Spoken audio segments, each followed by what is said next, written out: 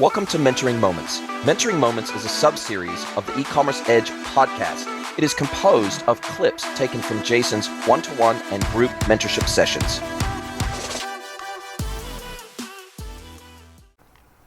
Hello, everybody, and welcome to another episode of the podcast. It's my absolute pleasure to welcome Josh BOONE to the podcast. He is an e-commerce consultant. He's a podcaster. He's a business builder. He's a mentor. He's a coach. Anything I've missed, Josh? No, I think you got it covered. Look, you've been in this game for a long time, and it's cool to be able to speak to you. In fact, I found out about you. I had never met you before. I hadn't even met you online before. And then Stephen Pemberton, who I recently had on the podcast, you work with him. You've got some joint business ventures together, and he reached out and he said, look, you should have Josh on the pod. He's a great guy. We work really closely together. He's got a lot of knowledge and information to share. So that's how we got hooked up. Yeah, Stephen. Anyone Stephen speaks highly of, I want to talk to. I listened to a couple episodes that you did, and I really dig your show, man. Thank you. I appreciate it. And how did you get into this? You've been doing this a long time. You've run and built agencies, exited agencies, built brands. Now you're an independent consultant, similar to myself, similar to Stephen. You help to build agencies as an external consultant. You help to build brands as an external consultant. Obviously, after you exited out of the agency game, you could have started again. You could have started another agency, could have scaled that, sold that off, and been a serial business builder in that way. But I've done the same in the sense of building agencies, working brand side, and now becoming an independent consultant. And I absolutely love independent consulting. I would not go back to working inside of an agency again. I would not go back to working inside of a brand again. I love the freedom. I love the independence. I love the ability to shift the needle really quickly and come into a brand and into a business and being disruptive in a positive way, causing them to ask questions that they don't even know to ask themselves internally. I tell you, this whole independent consultant thing is a pretty cool jam, and I'd love to know how you got into that and why you went away from the agency world. Yeah, a lot there. I agree with everything you said. I love my agency friends. I do a lot of helping people kind of start and scale agencies. I don't really advertise that, but it's just something by referral that happens. But yeah, I wouldn't want to go back down that path. But personally, I got my battle wounds and scars from all that stuff. I've done it. I've done my time. But yeah, so I got started a long time ago, about 20 years ago, building websites. I got into SEO. I started doing affiliate marketing. I had built online communities. All through my teenage years, I did all that stuff. I'm one of those weird people that did the homeschooling thing. So instead of doing the schoolwork, I basically just got into online marketing and built a bunch of websites and stuff. And then I ended up working for an agency in Cincinnati for about, 4 months or so, just because I had imposter syndrome. I figured I didn't know what I was doing. And so I went down there to Cincinnati. I'm in Dayton, so it's about an hour away. It's the biggest city around here. And I moved down there and I saw what they were doing. Very quickly realized they had no idea what they were doing. And they somehow were successful, even though they were basically scamming people. My dad, I grew up in the tree industry. My dad had a tree service, and he's just like, why don't you start your own? You see how these guys do it. You're not really good at it. Why don't you just do it? And I'm like, all right, bet. I did that for had a business partner, Steve, and different Steve. And we did that for about... You like Steve? I like Steves, man. I got a lot of Steves in my life. They're all good people. There's a lot of Joshes in my life, too, and that makes it really complicated. I got a ton of Marks. Yeah. I got about 6 Marks in my life. Hey, man, Steve's for you, Mark's for me. I got another Mark for you, actually. You should probably have on the show Mark Can. He's a great email expert. Shout out to Mark. But yes, I did that for about 3 years, and then this will circle back here in a minute, but him and his cousin started a company called 10 Tree, and originally it was just a client of ours, but then it just scaled, and they're like, hey, we'll make you CTO and retroactive co-founder. Do you want to do this? I was like, dude, go do that. Huge. They were on Dragon's Den, which is like the Canadian Shark Tank. They just blew up. Yes. And right after that, I was like, I wanted to lean more into the marketing and less the creative. I love creative, but I just felt like I was getting bogged down with building the websites, doing all this stuff. So I was looking for another firm or individual people to partner with. And there was a group that were like me that was started, and through mutual friends, I got connected with them. And this was like 2 weeks after we made the switch. And then we ended up meeting. I mentored them a little bit because they were green and young and they didn't have the experience I did. And we just started working together. And then after 3, 4, 5 months, just merge. And then everything just blew up. Like within a year, like we won Rookie Business of the Year. Like we scaled to a team of I think 8 in the first year, something like that. Got an office downtown, the whole thing. Fast forward to 3 years later, won more awards. We're doing 7 figures, all this other stuff, all the usual stuff. Meanwhile, I'm burnt out. I weigh 110 pounds. I have an ulcer. I'm losing my mind, and I don't enjoy my life anymore. And I remember, like, I was talking with some other people that were older agency owners that been around a long time, and I'm like, does this get any better? And they're like, honestly, for somebody like you who cares a lot, no. Yeah, Yeah, you can bring on it other doesn't. people, Yeah. you can bring on other people, you can scale it, you can get your processes in order and whatever, but it's the agency model. Like, you're always going to be having the churn, you're always going to be having all this stuff, and You're always going to have to be justifying your existence to yep, clients, and you're always going to be having difficult yep. conversations about what should be billable and what shouldn't. And I guess I can echo, and sorry to interrupt you, but I can echo that. I'm a big fan of telling my friends who go into the agency world or people that I'm mentoring, and I do much the same as you. I consult to agencies. I don't work inside of agencies or build agencies, but I consult to agencies about how to build their capabilities and how to make their businesses profitable, etc. So I don't just consult to merchants, I consult to investors, agencies, platform vendors, etc. But I am very clear with most of the people that I talk to that, and especially in my mentorship work, where I'm oftentimes mentoring people who are coming into the industry for the very first time, or they're at a fork in the road in their career and they're going, what do I do next? Should I go and work for an agency? And I'm like, you will simultaneously learn more faster in the agency environment than just about any other place you could work in our industry. But just be prepared that you will probably, in 5 years or less, be burnt Yep. out of working in agency life. That's the average that I see amongst my circle of friends who have built and worked and run and worked inside of agencies, is that they hit about that 5 year mark and they're really ground Yeah. down because you're doing massive hours, you're having difficult conversations with clients every single day, you're selling time for money. It's hard to scale. You're dealing with people internally and externally. You're dealing with developers. You're dealing with really challenging situations, and oftentimes you're responsible for the success or failure of a lot of the businesses you work with. And that's a big if you care, as you said, I think if you care and if you have a heart for your people and you have a heart for your clients, that it's it weighs on you because it takes an emotional toll even more than a physical toll. And I think that's what people oftentimes aren't prepared for when they go into Oh, agency for land. sure. And that's something that I talk to. They're like, hey, you should talk with Josh. And they're at that fork of the road period of their life. And I warn them, I actively tell people that not everybody. There are some people that I'm like, oh, actually, I think that would be really good for you. But there's a lot of people that I'm like, man, I don't think this is a good direction for you. I think this is going to burn you out. Look, looking back, knowing what I know now, there's so many ways from an optimization standpoint, both in like the business and in life that I could have done. There's so many different ways in which like things could have steered in a much better and healthier direction. But the other factor here is I was like 25, 26 at that point. I have been building businesses and doing all this stuff since I was 13. I never went off to college. I never had that period where I could figure my stuff out. And even with my dad with the tree service, I grew up going out on estimates with him, working with him, answering the phone, doing all this other stuff. I never really had a normal life trajectory, so I didn't really know who I was. I didn't know who I was as like a boss, as a mentor, as a person, as a creative, as just I had no idea. I had a lot of social anxiety, and anyway, I also at the time didn't realize that I was bipolar, and that was a huge factor. And also I have ADHD and I was on Adderall, so I was taking a Wow. stimulant which was Yeah. massively the caffeine, the 100-hour weeks, all the craziness of entrepreneurship, and then you add Adderall to it, which if you have ADHD and you're not bipolar, that can be manageable. But when you're bipolar and you're doing all that stuff, what it does is massively increase your manic cycles and your depressive cycles. So I'm managing already at 23, 24, 25 a lot, having, I think we had 12 employees at that point, something like that, like a team of 12, and this payroll and big lease and all these projects. We're working on bigger and bigger projects, and you mix all that, plus I'm having these crazy cycles that I'm not even aware of. And so, like I said, there's all these different ways looking back that things could have been better, but ultimately I needed to get out and just figure out who I was and what I wanted to do. And I took a trip away, and I highly recommend for anybody, if you find yourself in this spot where you're at a crossroads, like in businesses, and you don't know what to do, go take a trip. Go someplace you've never been before. Go take a trip and just do it. And when I did that, I basically was just like, I knew at the time there's ways that I could have turned things around, but there were some other factors. And I'm like, if I'm here in the business and I have all this external pressure, I'm not really going to be able to take massive chances here. And I don't want to do that to my employees or my business partners either. And there's another factor is that my business partners wanted to go in a different direction than I did.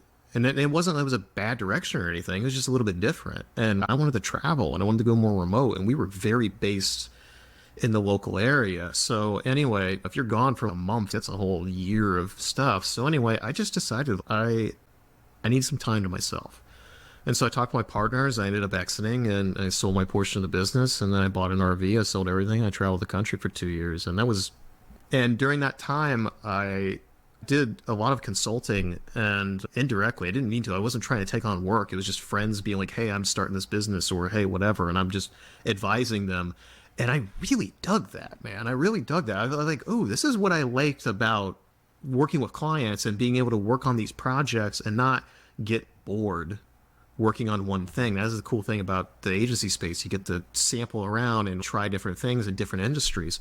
Going full circle, as I was wrapping up the RV trip, and I decided to move back to Dayton, where I'm from, which was surprising. I figured it'd be somewhere else I would have been. Once you're traveling, you really appreciate friends, family, familiarity, all that stuff.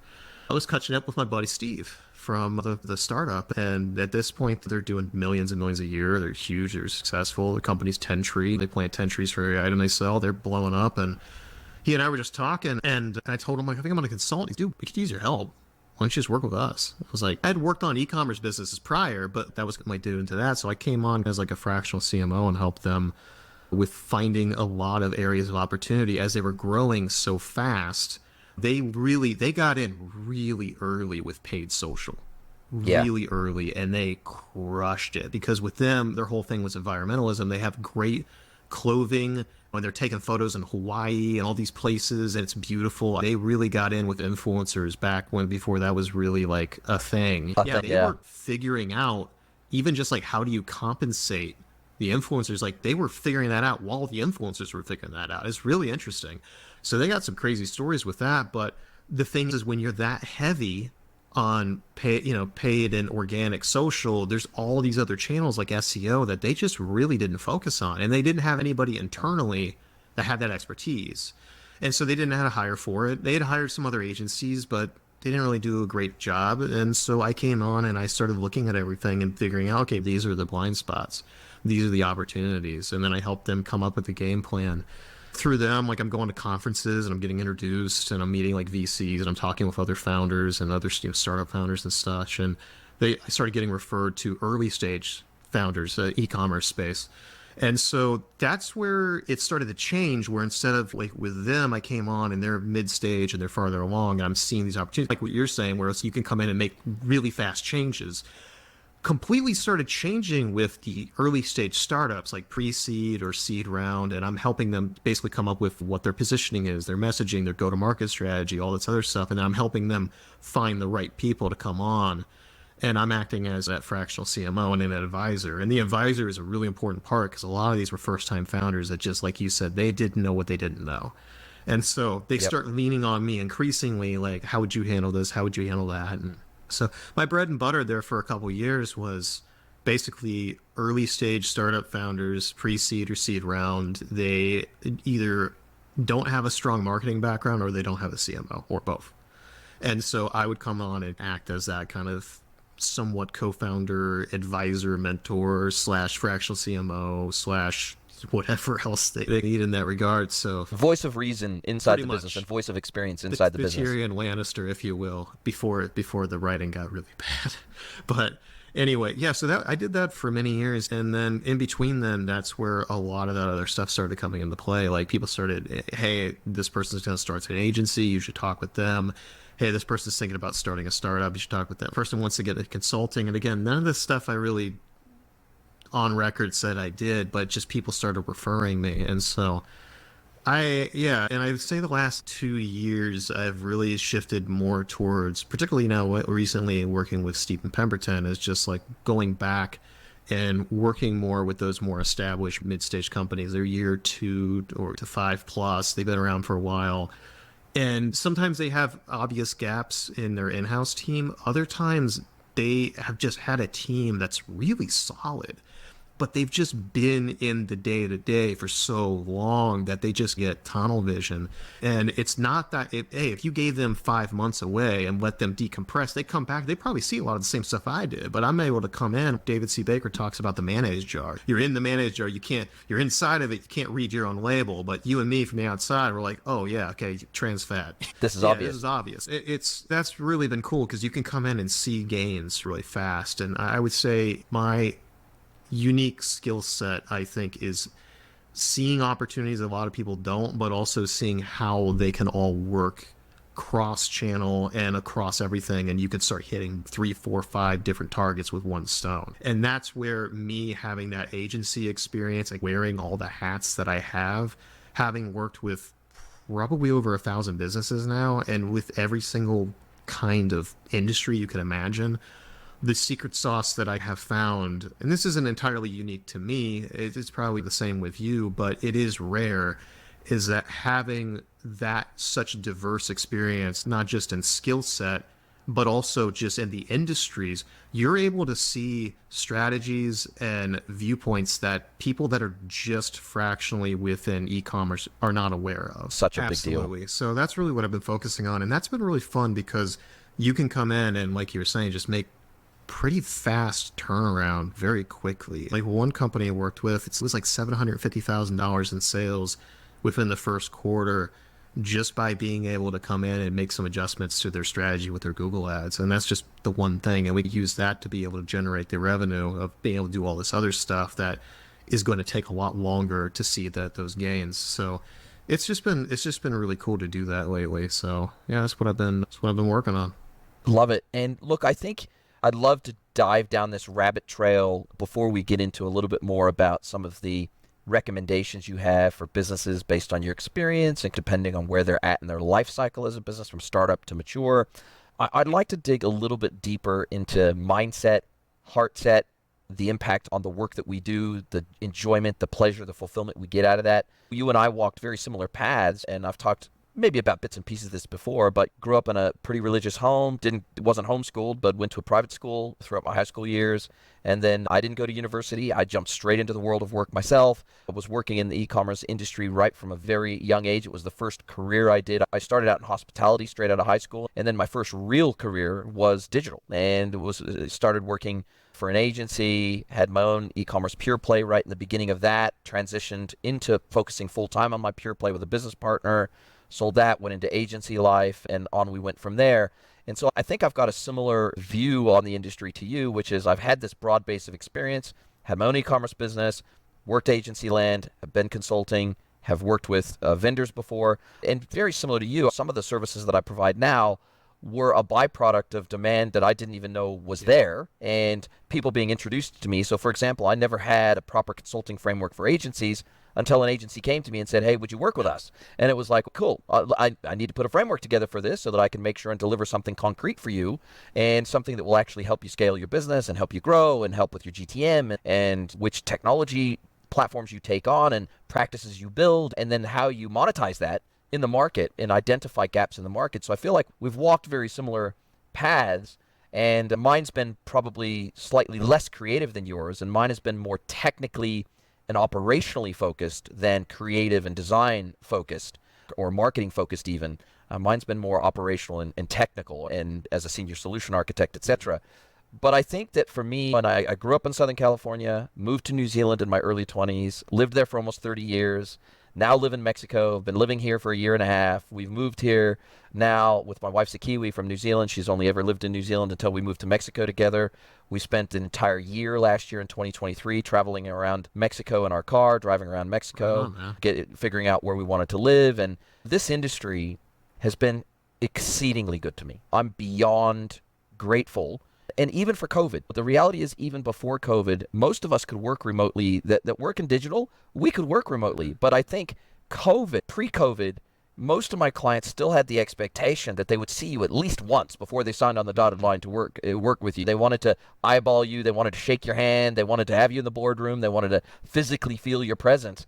And now, at post-COVID, my clients have zero expectation that they'll ever meet me in person. Occasionally we will, like if I'm on business travel to the States or I'm speaking at a conference or something, maybe I'll meet them in person on occasion, but there is no expectation that they will meet me in person. Yeah. And that's the hangover of COVID. Everybody got used to living on Zoom. And the whole world realized what those of us in digital have realized for a very long time. We can do this whole thing remote, and we can do it very well, and we can build relationships purely digitally. It takes on a different form when you never meet someone in person, and then when you finally do, that's very exciting. But I think for me, chasing happiness, thinking what does my mindset and heart set need to be and able to be fulfilled, to be able to make a living. I don't have any desire to be massively wealthy, but I got to be able to make a living. I got to be able to pay the bills. I got to be able to support my family. But when the last job I did, it was building an agency from inside. I was co-owner and director in an agency. I was helping to build that agency. And then I just decided at the end of that, I was like, I'm never going to be able to be a digital nomad as long as I'm working inside an agency. Yeah. Just won't be able to do it. We were living in an off-grid tiny house in New Zealand for 2.5 years before we left New Zealand. Loved that. Loved the off-grid lifestyle. I'm not a hippie. I'm not a tree hugger necessarily, but I like living as close to nature as possible. I liked the fact that I could go out and I could walk in the outdoors every single day with my dog, and I could focus on my mental and emotional health and my fitness and still do my work and all that sort of stuff. But I just realized, geez, if I'm doing 60, 70, 80-hour weeks inside an agency, I'm never going to be able to get out of this rat race. Mm-hmm. I'm just never going to be able to. And I'm never going to be able to. My wife and I we love travel. We love seeing the world through different people's lenses. We love being empathetic by getting to know people and living in their communities and being part of their communities. We love developing our cultural awareness and sensitivity by actually being there as opposed to reading about it or watching it on a YouTube video. And my wife and I would just love travel. And I don't know but during COVID, New Zealand was one of the most locked down countries in the world. We couldn't travel for 3 years. And the border was closed. And so by the time everything started to open back up again, we were like, we have got to get the hell out of here. We're getting cabin fever here. After 3 years of not being able to travel, we have got to get out of here. And we were like, let's get really away from here. Let's get back to North America where I already had clients in the States and everything else. And I guess I said all that to say that I really had to make a very conscious decision to exit out of an environment that was really good for me from a financial perspective and a learning perspective, and I thought I was really good at building agencies and everything else, but I just wasn't finding the fulfillment that I needed in my life from my work, and I wasn't feeling like I was doing something that somebody else couldn't do inside that agency environment. I wanted to bring my unique skills to the table in a unique way as an independent consultant, and that at the same time allowed me to be remote, allowed me to travel the world, allowed me to do all those things. And I feel like people that maybe are feeling burnt out, they are not necessarily willing to make the radical changes that someone like you and me have made to get to the place of life that we're at. This took a lot of sacrifice. It took a lot of sacrifice. I had to exit that agency. I had to sell my portion of the agency back to the other directors. I had to finish off the projects I was working on. We had to sell our tiny house. We had to go through the whole immigration and residency process here in Mexico. We had to fly down to Wellington and get approved for residency in Mexico. It was a transformational change in our lives. But now on the other side of that, now a year and a half later, it's been so positive. Not easy, but certainly positive. And it's given me an opportunity now to feel really so much more fulfilled in what I do, so much less stressed. And at nearly 50 years old, I turned 50 this year. Peace. I find that the peace in life is now so much more important to me than it ever was before. And I find that people that are chasing the coin, or they're chasing the accolades, or they're chasing being an owner or a founder, or the status or the title or whatever it is, oftentimes when they get that and they achieve that, it ends up being so freaking hollow that they realize, geez, I'm actually not fulfilled. And I feel like you've gone down that same path and exploring all those dead-end avenues of finding fulfillment. And now you have had to let go a little bit. You've had to release control a little bit. And you had that year of traveling and introspection, much like we had a year of traveling and introspection. I feel like a lot of people never get to that point where they're willing to make those sacrifices to be able to achieve that level of peace in their life, because they're on the treadmill, right? They got a mortgage, they got a house, they got 2 car payments, they got young kids, they got schools to think about, they got all these things they got to think about, and all obligations and responsibilities. But ultimately, I think it's all about putting your own mask on first, just like in a plane. If a plane's going down, you can't help anybody. If you pass out for lack of oxygen, you ain't going to be able to help anybody. And you have to put your own mask on first, and you have to look inside. You have to say, what is going to make me happy and what's going to make my cup overflow so I have something to give to everybody else? Because if I'm empty, if my cup's empty, I got nothing to give. What is your sense and what is your take on that need to be a little bit more introspective, take a step back and say, is this really what I want to do for the next 50 years of my life? Hey team, I have a big favor to ask you. Please pause this episode and send the link of this episode to someone you know that you think would enjoy this content. Really appreciate you spreading the word. This is how we grow. We're not a Joe Rogan. We don't have big, massive advertising budgets, but we absolutely want to grow. We want to get the learnings from all of these episodes out to as wide of an audience as possible, and we need your help to do it. Thank you, and now back to your listening. Yeah, and that redefining success. A quick little just where I'm coming from personally, like my goals in life is like with my podcast and any content that I make, I like having random conversations and I like learning. So I'm never going to have like just a business podcast or whatever. I might have that on the side, but that's not my thing. But the main thing that is like a through line for me is the redefinition of success. And when I was traveling, it was really interesting. Everyone was really supportive. Like when I roll in, I had a vintage RV. I always loved the idea of getting like a vintage RV and rehabbing it. And one of my clients was a home remodel, a really good one. And so when I said, hey, you want to do RVs? No. he built a house in the Keys for the Backstreet Boys, really high-end stuff. Wow. And I showed it to him and I started telling him, and then he started getting ideas. This is cool. But the reason why I bring it up is because you see a vintage RV pull up, and people that were on the lower socioeconomic class were just like, this is fucking cool, man. I wish I could do that.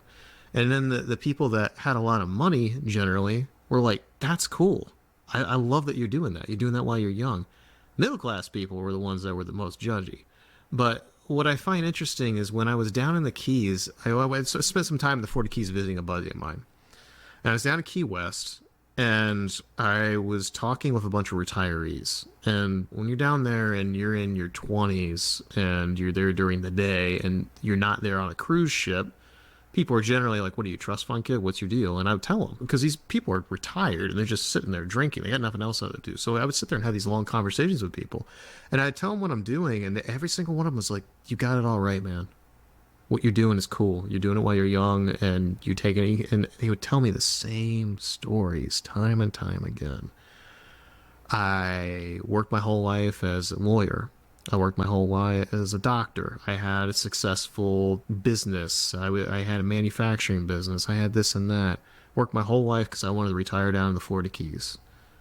Now I got it. I'm divorced. My kids don't talk to me. And I'm miserable, and I'm drinking myself to death, and I am living Margaritaville. And Yeah. that's not everyone. I met some people down there that were happily married and great, and their kids love them and all this stuff, but there were a lot of people down there miserable. And started consulting and talking with a lot of older entrepreneurs and whatever. And a lot of people open up to me now because I'm so vocal with my story, and they'll all tell me the same stuff. I wish I could do what you were doing, or I wish I could do what you did, or whatever. And when I left my agency, like as I was doing it and I announced it, and you had a really good point. Everyone seems to think you just exit and everything's great. No, the hardest year of my life wasn't the year that led me to the burnout. It was the year as I was leaving. Because then you got to go in for the next 6 months, make yourself non-essential, help onboard new people, deal with the transition with all the clients, get rid of all my stuff, research RVs, buy RV, do all that stuff, get rid of my car, get rid of all my stuff, get rid of my house. I was more burnt out when I left than I'd ever been in my life. Worst year of my life. Worst year of my life. Made that transition. And the thing that I would say, there's two streams here. The first is like whenever I work with a new client now, one of the first things that I ask them is imagine it's 3 years from now. And I got this from Blair Enns. Win Without Pitching. Anyone in the agency space, read that. And The Business of Expertise by David C. Baker. Those are two books I always say everybody should read in the agency space. Or even if you're a consultant, it doesn't matter. But he's got this question. It's brilliant. I forever love him for this. And he just says, imagine it's 3 years from now. I'm in Mexico. You and I are getting some drinks or we're getting coffee or whatever. And you are over the moon happy with what we did together. What the hell did I do to make you so happy? And why I love this question is because they're no longer thinking about KPIs. They're no longer thinking about revenue, generally. And if they are, it's a red flag. They usually are sitting there and they're visualizing. It's far enough away that they're thinking about what is their life like, tangibly. And you can learn a lot about a person by what they tell you. If they're like, I wanna exit, like I wanna be able to sell, and then I wanna be on a beach somewhere doing XYZ, I'm like, we're not gonna work together. We're not gonna get along because you're gonna be miserable. Look, if you want to take 6 months off and be on a beach, by all means. Yeah, but to do it for the rest of your life, I don't know a single person that's enjoyed living on a beach for the rest of their life. Maybe if you're the dude especially from the Big entrepreneurs. Lebowski, but that's about it. So it's just, that's one thing. But the thing that I asked myself when I took that trip, I took a trip to this little town in Michigan, like right on Lake Michigan. Lake Michigan's so underrated, man. It's beautiful. Maybe not the Chicago side, but the Michigan side is great. And I was sitting there on the beach and I was just chilling for an hour and several hours. And I just asked myself, without going down a rabbit hole, you can listen to any of my other podcasts I've been on where I talk at depth about David Bowie. But David Bowie died January 2016, and basically he had cancer, and he decided, hey, he wasn't terminal at the time, but you're 69 years old and you get liver cancer. You're probably thinking this might be it. So he had basically, what do I want to do? He decided to do this album, Black Star. And I'm just going to funnel it into this. He could have just traveled the world with his family, and no, I'm going to do this. He funneled everything into it. You listen to that album. Go listen to that album. Listen to the first song. This is a 69-year-old man making more crazy music, like more innovative music than most people that are in their 20s. And the reason why I bring this up and why this is so important is because that lust for life and that meaning, it shocked it out of him. There's even a line, one of his songs where he's, I've been looking for your ass. Like, I looked that creative muse, that energy, and he got it when he had a terminal diagnosis. So I asked myself, what would I do if I had cancer and I had 12 months left to live? What would I do with my life? And was it to scale this business? Was it to start another business? Was it to do this and do that? No, for me, I wanted to travel. Obviously, I spent time with my friends and family, but for me, I never got to do the travel I really wanted to do. And so that was like the key thing is I always ask people like that question, the Blair Ends question, the 3 years thing, but also if it's more, if I'm meeting a client for an e-commerce business, someone could be, well, what would you do 12 months left to live? But if it's somebody who's, I think I want to start an agency, I think I want to start this business, I think I want to start a business, or I think I want to make a career shift, I ask them that. And what it does is it really just removes all of this, what do I do with my career? And those are important questions, yeah, but first and foremost, why do They're you just live? a means to an end. Yeah. What's the end, right? They're just a means to an end. What's the and end? The thing is, here's the thing that we, as entrepreneurs, lose sight of. You're an entrepreneur. You're God of your own world. You literally can do whatever you want within reason. I get it. You might have a mortgage. You might have kids. Employees. I get it. But you're an entrepreneur. You are a professional problem solver. This is your job to figure it out, to figure out what you want to do and make up a game plan and do it. And I realized that I was being lazy. I was working 100-hour weeks and I was burning out. But in kind of Tim Ferriss, like work smarter, not harder thing, I was being lazy. And I think as entrepreneurs, or even if you are just in an e-commerce business, I think we get really lazy and I think we just go with the flow. And I'm very empathetic to all the octopus arms juggling of all these responsibilities. And look, I'm not hating on all that, but I do think it's worth every once in a while just like going out of town. Doesn't have to be far, hour, 2-3 hours away. Go to a little coffee shop, get a pad of paper and a pen, a physical piece of paper and a pen, not a laptop. I'm not a Luddite, far from it. Tech nerd, but just it's important. No distractions, and just look at your life. Not only look at your life, but look at your business. I'd say there's 3 layers. Look at your life, look at your business, and then look at your actual tactics. And I think that's where you can be your own advisor in that regard. And I always ask myself, what would Marcus Aurelius do? What would David Bowie do? What would all these people do? And I have the Council of Joshes, where I have these various Obi-Wan Force Ghost like voices. And or what would I advise me to do if I was a consultant Absolutely. looking at somebody Yep. like me. And often what you would advise is not what you're doing.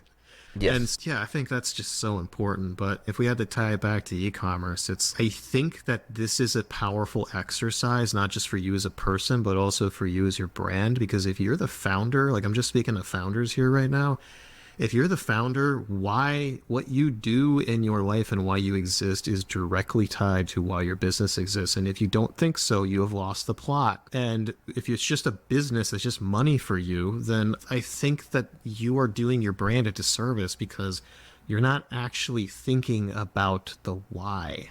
You can Simon Sinek, we'll start with why, great thing, do all that. But the Reader's Digest is just, when I work with these brands, there's two things that I see. There's one, if they're an early stage startup and they're starting out, or B, if they've been around for a while. They both have the same problems, but for different reasons. If you're just starting out, you may or may not actually have your why down. And then a lot of the times, the founder actually does a pretty good job. If you're not bootstrapping it, you got to raise your money somehow, whether it's angels or crowdsourcing or VCs or whatever. Friends and family So round, you whatever. got to convince people. And what I Yeah. find funny is that often all that time that goes into the pitch deck doesn't often get translated into the marketing. Often it's because they hire agencies and the agencies have their own idea of what to do and they go off in their own direction. And then you're like herding cats. And most of the time they don't talk with each other and they're redundant work. That's one of the first things that I do is try and get everybody in a singular. I do all the brand messaging in one folder. And then we have a singular spreadsheet where all the different messaging angles and all the different kind of copy, the punchy copy that we can use, and it all goes into one spot so we can all see it. It's not the only spot, but it's the primary spot. So everyone's like collaborating on the same thing. Doesn't matter if you're social, the PR team, or SEO or whatever, it all needs to overlap. So often I find that the pitch deck does not get translated into the website and to the marketing. And even if it does immediately, they tend to lose focus of it pretty quickly. And then if you take that to its logical conclusion, you are now, after you have product market fit and you've got message market fit, often again, you've grown and now you have different departments and they're not always cross-talking, so they start veering into different directions. Dude, there's one business I was working with and I just polled everybody from the founders to the C-suite to the employees, the customer service, and then I looked at all the PR. I asked the PR team for all the articles that were written in the last 6 months, and then I'm just doing some Googling. I'm on Reddit seeing what people are talking about them. I think there was like 30 different descriptions for what the business was. Wow. And it was bad. Their messaging was all over the place and it was just a mess. And when I asked the employees, what does this business do? They actually gave me like contradictory answers sometimes. And what happens is now you have these different factions that are all steering the messaging and the marketing, leaning towards what they think the business is predominantly about. And so this, why do you exist? That isn't just a personal thing. It also extends into your marketing as well. And it's very problematic. So I think it's a similar process. Like, you got to look back and just be like, why does this business exist? Why would customers even care? Now let's take that a step down further. Who are your customers and why do they exist? What is their problem? What is their pain point? How do you solve it? And these are all very foundational questions that, what I have found, and I'm really curious to get your input on this, the fractionalization of marketing, where everyone has these hyper-specific skill sets, which is cool. You want subject matter experts, but there's been something that's been lost in translation where you don't have that top-level holistic strategy, and you've just got this super fragmented messaging and initiatives, and you don't have that holistic nature. And you would hope that's where the CMO and the founder would come in, but often they are just within that industry as well. So they don't, so even them, they have a kind of fractionalized. It's a myopic view many times. What's your take on all that, man? In the phase of my career that I'm in now, and in my consultancy, I primarily consult with B2B merchants. And in many cases, B2B merchants, they don't do marketing. They do sales. So they got a sales team. They got maybe they've got a head of revenue, like a revenue director. Maybe they got a sales director. Maybe they manage a sales team. but either they don't do marketing at all, or maybe they have one person in their marketing team. Maybe they have a marketing manager. Maybe they have a head of RevOps. Maybe they have somebody who kind of straddles sales and marketing, or inside their B2B brand, they look at sales as marketing. They look at it, hey, we're out there, we're pounding on doors, we got field sales, we got people trying to drum up business, we got all these things that we're doing, and that is marketing for us. And so in the B2B world, marketing is not always, but I would say more often than not, digital marketing in particular is the last thing on their mind. SEO, last thing on their mind, because oftentimes the login is behind a gated login. And so you can't do SEO if Google can't index your site, can't index your products, can't index any of the information on your site until you authenticate. You ain't doing SEO in that environment. And I'm seeing a slow shift in that, and particularly since COVID, when brands started to realize, geez, we really need to establish some digital routes to market.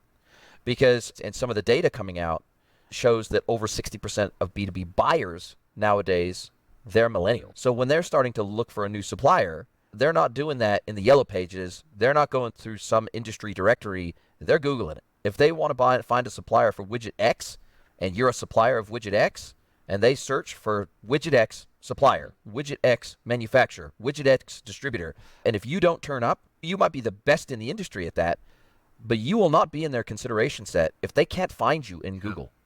And this is a real change of mind. And then I think there's the generational gap when I see that a lot of these legacy B2B brands, they're now being taken over. So maybe the grandfather or grandmother started the company.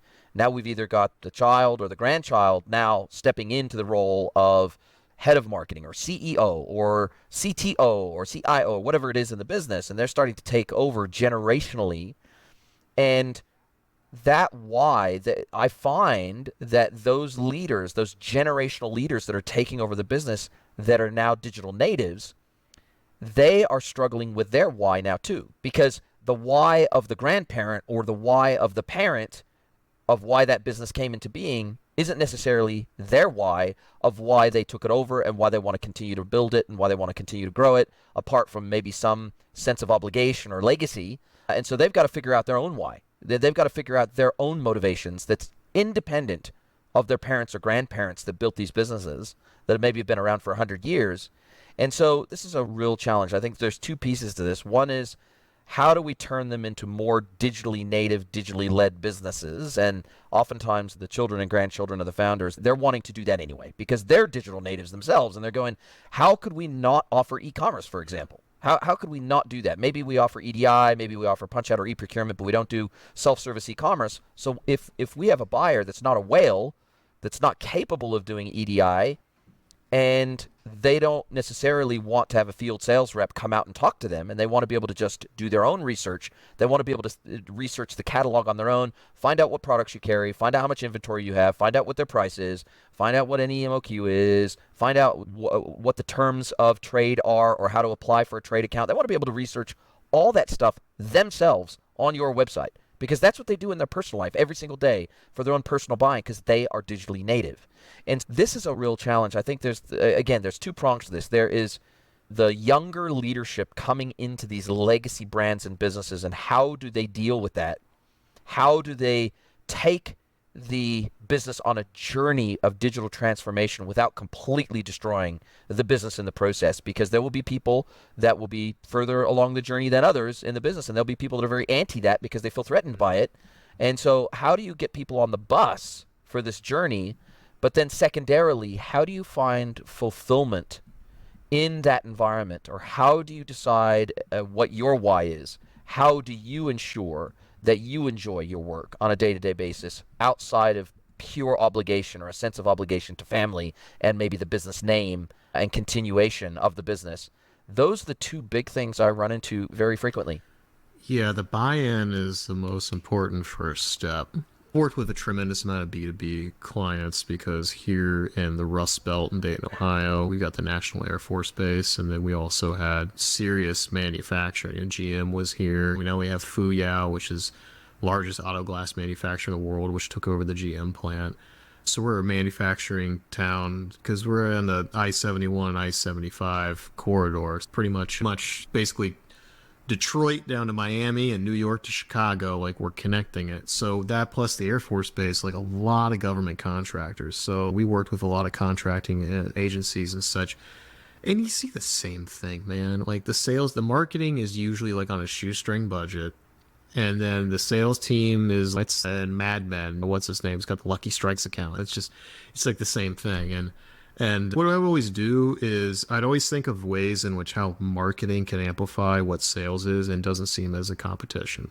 So like one strategy that I really like and still works, not as much as it used to, but I'd always sit there and ask the sales team. You always want to talk to the sales team separate. You don't want to have marketing and sales in the same room because then they're going to get defensive. You sit down and you're like, ultimately, usually it's either the owner or the marketing team is bringing you in. But I come in as a third party, and I do the same thing when I'm working e-commerce businesses. I talk with agencies, which is the equivalent. And I'll just come in and be like, hey, man, look, yeah, I was hired by such and such, but I'm here objectively just to figure out what the problem is. And I can see some bottlenecks that are happening on the marketing end, and they're saying that there's some bottlenecks on your end. Not that you're dropping the ball, but like that there's some problems that you're struggling with. I just want to hear from your perspective. What are you going through? What is bottlenecking you guys? Do you feel like these guys are taking resources away from you? Be empathetic and don't go in with any sort of preconceived notions of what you want to do. Just listen to them. And I would listen to them. And often you'll hear that maybe the sales team's just dinosaur, but sometimes sales team's got a point. The marketing's doing some stuff that's just not working. And they're like, yeah, or we could take that budget and I could go to another conference and we could get 3 sales that's going to be $2 million next quarter. Or we do some Facebook ads that our customers don't care about or do. And you're like, okay, that's a valid point. So I listen to them. That would be primary. And then you think about what are some solutions that can help bridge the gap. And one that I really love is using LinkedIn. So you do LinkedIn targeted advertising and you say, hey, okay, sales team, what conferences are you going to go to? Or what are some leads that you want to hit up, let's say next quarter? And then what you start doing is, okay, is there any really cool stuff that you've done? Was the founder featured on some magazine or some whatever? It doesn't matter. Anyway, what is some stuff that's cool that's happened? We're going to organically boost it. We're going to create a targeted audience that is your ideal customers.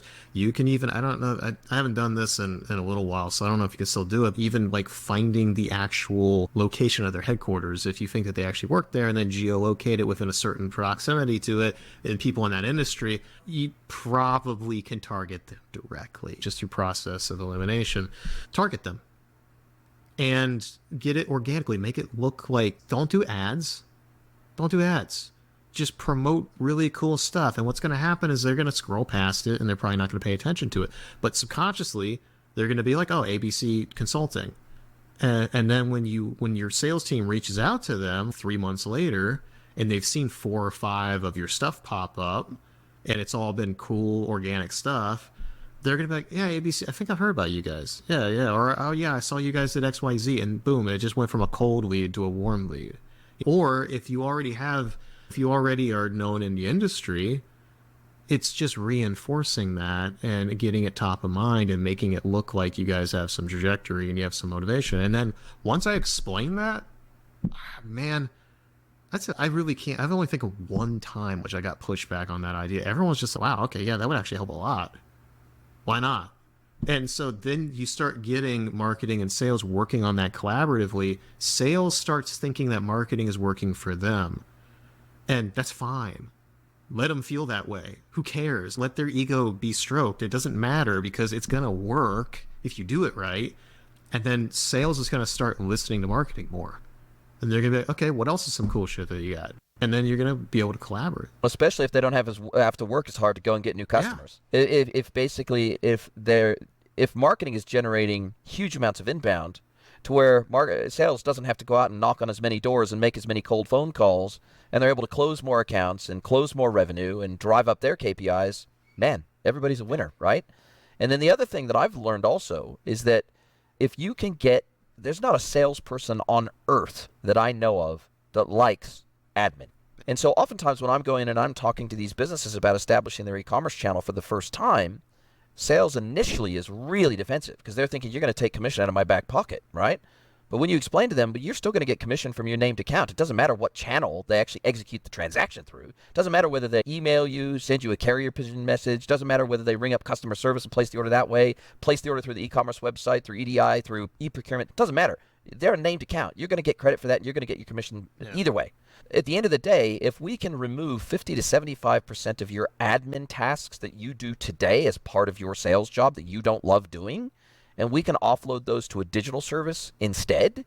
So lodging RMAs, providing digital product portfolios and catalogs, giving pricing, emailing price lists out, providing product collateral, PDFs, exploded drawings, images, all that sort of stuff. If we can do a whole bunch of those services and even manage the quote process digitally through the portal, through the sales portal, and we do all these things, these guys can log in and they can track their orders all the way from the moment you ship them to when they arrive in their warehouse. The reality is you can do a whole lot more of the stuff you love to do, which is to schmooze, which is to build relationships, which is to take these guys out for a beer, which is to go get these guys a box seat at the next NFL or the Major League Baseball game. Whatever it is you love to do in terms of building a relationship with this portfolio of clients that you have, you're going to have a lot more time and a lot more money to do that when you don't have to come back to the office after meeting with a client and key an order into the ERP system or hand that order off of an order sheet, or you'll be able to actually have an iPad on site with your customer and you'll be able to actually get that order input digitally, or you'll be able to sit beside them in their login in the sales portal and you'll be able to help them actually input the order themselves directly. Yeah. So we're going to take so much admin overhead. When I'm working with these clients, a lot of times, if they track their time against tasks and they bucketize it, we oftentimes, the sales teams are spending somewhere between 20 and 60% of their time on admin functions. Now, that's a significant amount of time. That's a significant amount of time not building a relationship, not going out and getting new customers, not making existing customers happy and over the moon, not schmoozing, not becoming more well-known in the industry, not being at events, not speaking. And I just think that a lot of these brands, they don't know how to have these conversations with the team to create unity around purpose. And this is something that I see hugely problematic within these businesses, especially if they've never done e-commerce before, or they got a 10-year-old legacy system that's crap and nobody uses it because it's so bad. And so these are the kind of conversations I'm having to have with these brands, because they don't know, the leadership in the business doesn't know how to have a conversation inside the business around digital channels and digital services without coming across as threatening and sounding like they want to fire everybody. Yeah. And on your second stream of people take over the business, and maybe you've got that kind of legacy or multi-generational aspect, and it's like, how do you navigate the respecting the legacy and also the financial stability of the business with also maybe you wanting to get it in a different direction? That really is on a case-per-case basis. It really depends. Like, how much do you like the actual industry? You're just not happy with how the business is ran. How big is this business? Is this just consulting or something where it's more contract basis and you got a team of 15, 20 people and you've been around for a while? Or are you talking about you got a whole manufacturing operation, or you got large infrastructure? And it's okay, there's a lot more to take into consideration there. But the main thing is, I always say, what this started out as like a happy accident, like you were talking about. Like, you didn't have a framework, but you just wung it a couple times and then it just became that. But when we started the agency, our bread and butter was like websites and doing SEO and videos. And my background was in SEO, so I would be like, hey, like all of our websites would be optimized for SEO. Everyone says that, but almost nobody does it. Actually were built for SEO. Can't tell you how many times people will be like, yeah, our last web designers did it for SEO. And I'm like, they literally did nothing. You're using default title tag and bit of descriptions. Like, they did nothing. This is horrible. Yeah. But anyway, that was that. And then we started shifting over more to marketing strategy over time, but didn't start out. It started almost as a necessity, where what would happen is we would come in and work with these old legacy brands and companies, and through wanting to redesign their website, there were two problems. One, they always were like, hey, this is the big juggernaut in the industry. We want what they have, and it's like a dinosaur website. And I'm like, yeah, we're not doing that. And they give us so much pushback. They're doing it, so it's got to be successful. It's working for them in spite of how bad their website is. And that's because they're coasting on their brand. That does not mean, and they're like, yeah, but we're worried about taking a risk. I'm like, your biggest risk is not taking a risk. you want to bridge the gap between where you're at and where they are, you have to innovate and you have to be willing to take the risks that they're not willing to, because they're having the exact same conversation and the exact same concerns that you are, but they are the David, they are the Goliath here, and they have way more at stake than you do, and nobody wants to be the person to have to take that risk. You can do that. You can be more agile. And that usually that would convince them. Sometimes it takes some persistence, but eventually we could get them. And then the second thing is at going through that process of what should your new website be, what should the messaging be. You start to have these conversations of, why do you exist? What are the pain points of your customers? What do they care about? And a lot of the time, because again, their old websites were like brochures, they're just like, hey, here's what we have in our old this stuff, just put that on the web. They haven't had to think about this stuff. And so often there was a couple of times where we legitimately were talking with brands that were over 100 years old, multi-generational, and I would talk with the founder, or not the founder, but the CEO and whatever, and they would literally be like, I think this is the first time we've actually had to really think about this in 50 plus years. And so it was really interesting, where going through the website and having to think about the positioning, having to think about all that stuff would actually get these people really thinking about this from a top level standpoint.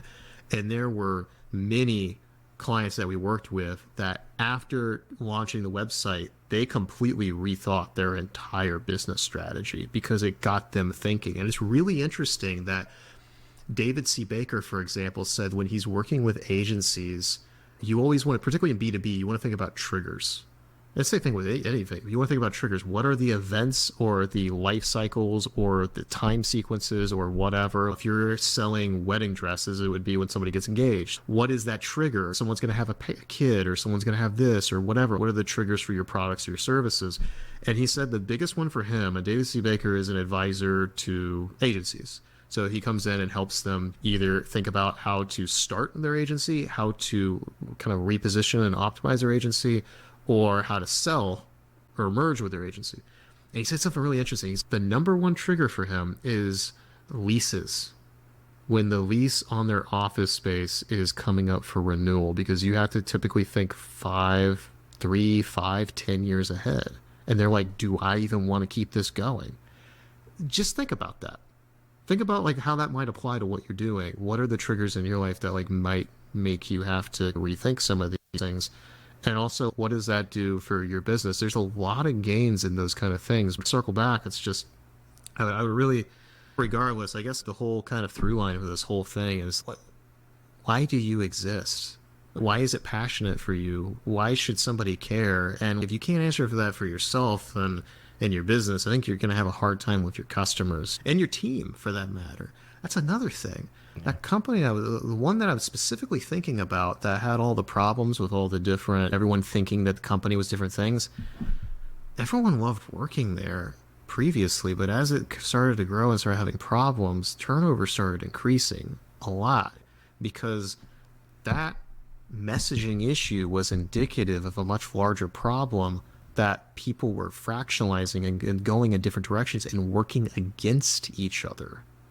So you need to have that cohesion, because that not only is better for your brand, both in the short term and the long term, but it's good for your employees as well. And turnover is probably the thing that, outside of the obvious exceptions, turnover is probably the most catastrophic thing that I've seen with the brands that I've worked with. The high growth startups, that is.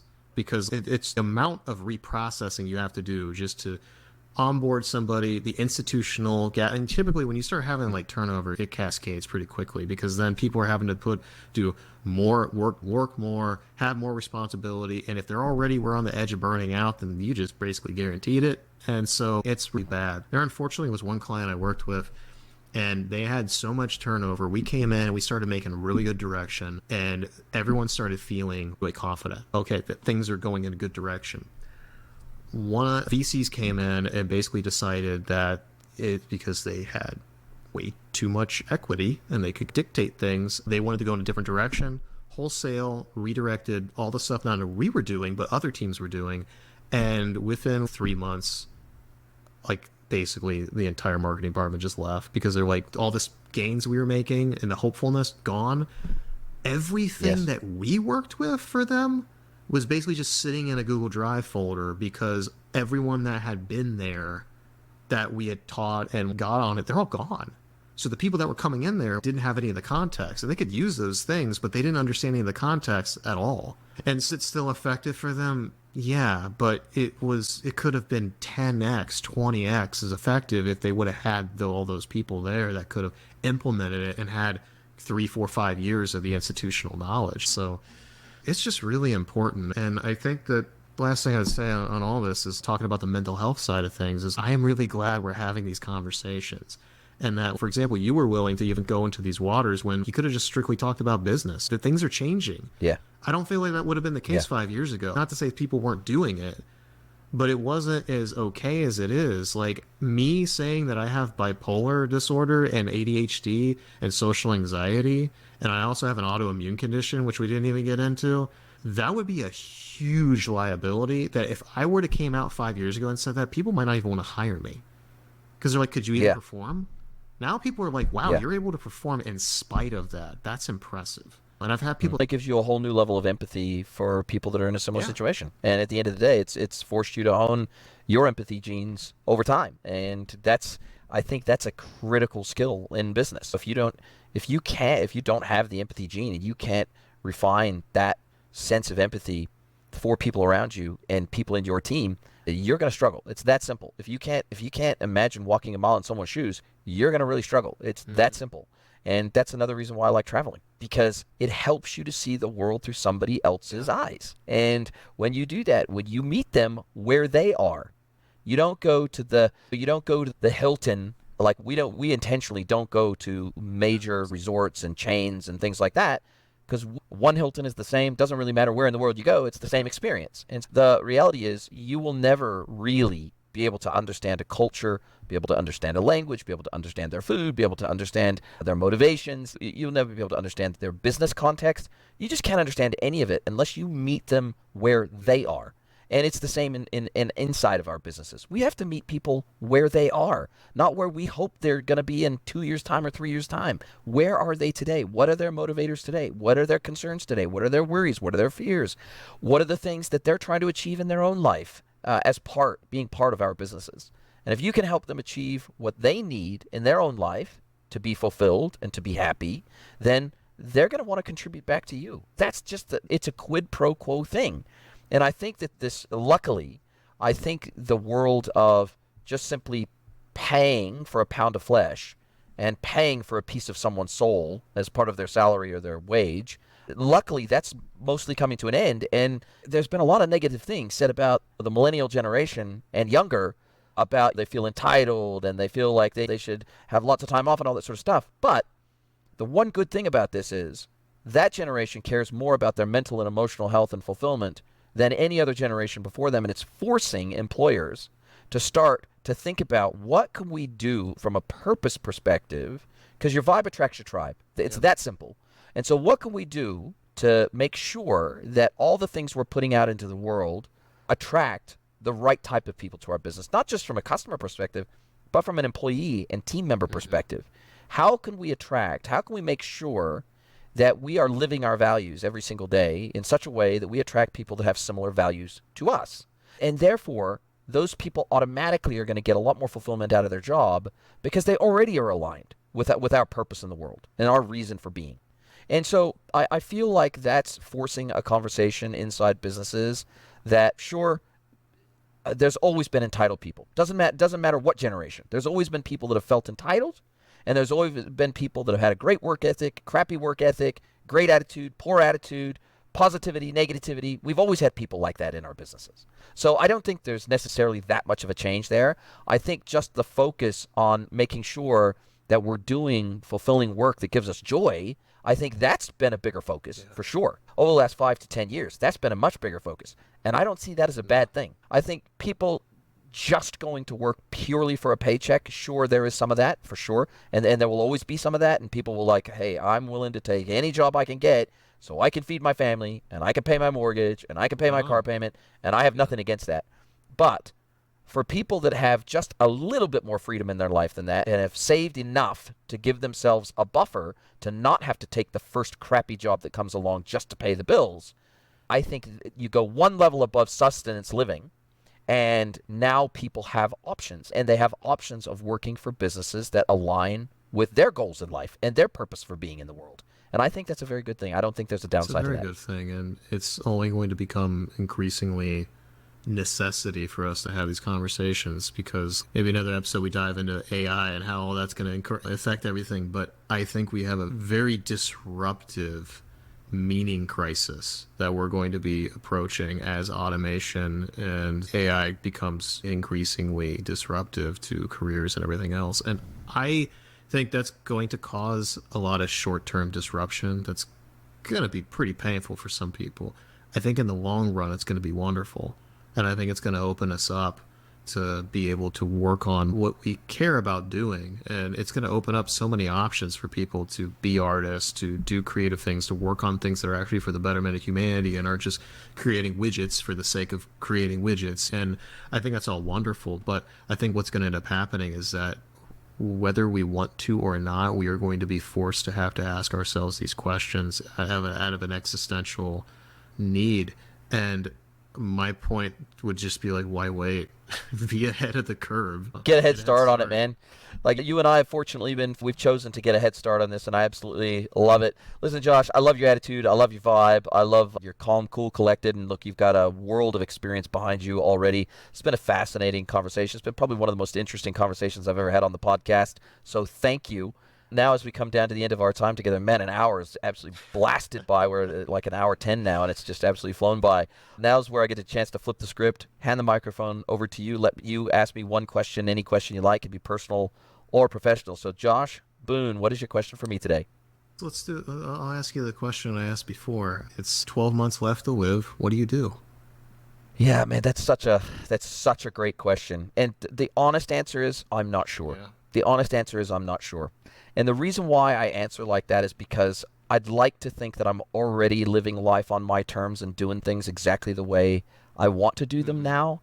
That at nearly 50 years old, I'm finally creating the life that really lights my soul on fire, and I have no debt. I don't owe anything to anybody. I'm doing consulting work with clients that I absolutely love. I'm not desperate, so I pick and choose the clients that I want to work with that I think I can genuinely help, and I actually love working with them. So life is so damn good, and I'm so damn grateful in my heart that I'm not sure I would change much at all. Maybe I'd do even less work, and maybe I would even do more time traveling, and maybe even more time with my friends and family instead of the amount of time I spend with them today. But honestly, I'm not sure. And I had a friend that nearly died of cancer a number of years ago, and then after he recovered from cancer, ended up getting killed in a motorbike accident. But that's a separate story for another day. But so radically changed his life. I can honestly say that cancer made him a better human being. I can honestly say that. And he said that about himself. He said that about himself. He was pre-cancer. He was pretty selfish. He didn't think too much about stepping on other people to get ahead in business. He was a bit of a womanizer, I gotta say. He was a really good friend to me, but as a human being didn't have some of the character traits that I would have liked to see him have. Man, post-cancer, changed man. Just became all about other people, became all about helping other people. He was a pretty wealthy guy. He started serving soup at soup kitchens. He went back to the hospital that he went through his cancer treatment in. He would take in like lollipops and things to kids going through cancer treatment and sit with them and talk to them. He was I can honestly say that he was a different, changed man post-cancer. And I hope and I'd like to think that I don't need to go through something that traumatic to be a better human being. I'd like to think that hopefully my life's been on a trajectory right from the time I was young to becoming a better human being over time, and that I don't need something to shake me out of my blindness, so to speak, to the world around me. But the honest answer is I'm not sure. And the thing is, you're doing that with intention, though. So I think that's okay. Yeah. The last thing I would say is, with my autoimmune condition, it has frankly kicked my ass the last 4 years. There are days I can't get out of bed. Not recently, but there were days I could not get out of bed. I'm about as type A and tenacious as you could possibly get. I will grit my teeth and I will physically and emotionally put myself through hell. And it's brutal. Thankfully, I got in with the Cleveland Clinic, and they've been helping me significantly, and I've made significant gains. But being in that community and doing all the research and seeing people that, even people that I've gotten to know that have it way worse even than I did, and they continue to struggle with it, we just don't know what a lot of people are struggling with. But the Gabor Mate, who's a fantastic doctor, he wrote a book called When the Body Says No. If you know anyone who's going through autoimmune conditions, read that. I've read probably 20 books on auto. It's the best, in my opinion. And he talks about that time and time and time again. It's that the people that went through cancer, MS, like whatever, they come out of that and having this renewed appreciation for life, and most importantly, learning to take care of themselves. And I think that's the biggest thing with a lot of these entrepreneurs, is that they don't take care of themselves. They prioritize their work and everything else above it, and often they end up like those people in the Florida Keys, where they're miserable and they're divorced and their kids don't want anything to do with them. Don't be that. Don't be that. Don't be that. Be anything but that. Be anything but that. Josh, this has been so amazing. I've really enjoyed the conversation. I'll drop a link to your LinkedIn profile in the show notes. Other than that, how do you like people to get a hold of you if they want to chat to you about business growth, if they want to chat to you about consulting work, if they want to chat to you about e-commerce, life in general, mindset, entrepreneurship? How do people get a hold of you? Yeah, man. You can hit me up on LinkedIn. The best thing, honestly, just shoot me an email at hey@joshboone.com, hey@joshboone.com. You can check out my podcast, The Josh Boone Show, anywhere you get your podcasts, YouTube, whatever, if you like hearing me talk. Otherwise, that's about it. Love it, man. Really appreciate your time. This was a fantastic conversation. Can't wait to speak to you again soon, my friend. If you'd like to get mentored by Jason for free, head over to greenwoodconsulting.net, scroll to the bottom of the page, and click Get Mentored by Jason.